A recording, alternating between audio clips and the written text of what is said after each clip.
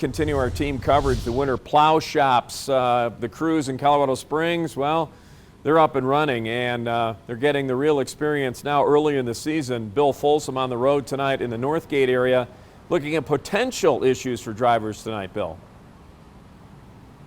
Yeah, we just came up I-25, and you can see it off in the distance. It's moving along, mostly wet, so we hopped off here in Northgate to see what's happening on roads with less travel, so less friction, but still the roads here, they are wet. What we are seeing, however, is it's starting to stick on the ground, also on some rooftops of homes.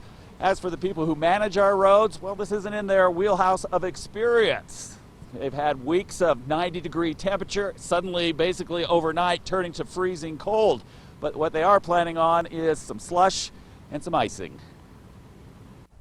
Clouds moving in on Colorado Springs, about to clash with a calendar that says it's still summer. Called for upwards of 1 inch an hour of snowfall. If we get that, even with the ground temperatures, we're going to see at least some pretty heavy slushing. All 40 of the plows and sanders in Colorado Springs fleet hooked up and ready to roll. How much snow and how much of it sticks is a key variable. Keep in mind, yesterday our pavement temperatures were 120 degrees.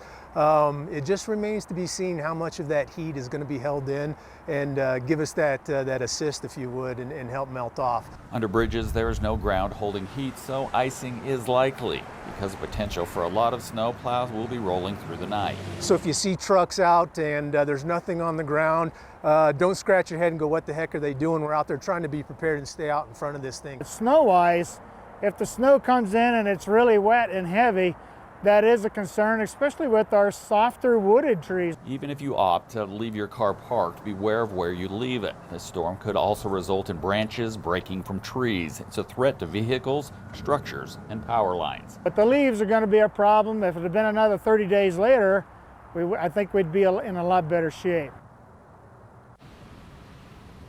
So plows, they have been out rolling for several hours now. The managers tell me that really from 6 o'clock, basically right now, until about 8 or 9, they wanted to do some reevaluation, see what's happening. Then the sun goes down and they'll be reevaluating again to see what they need to be doing through the night.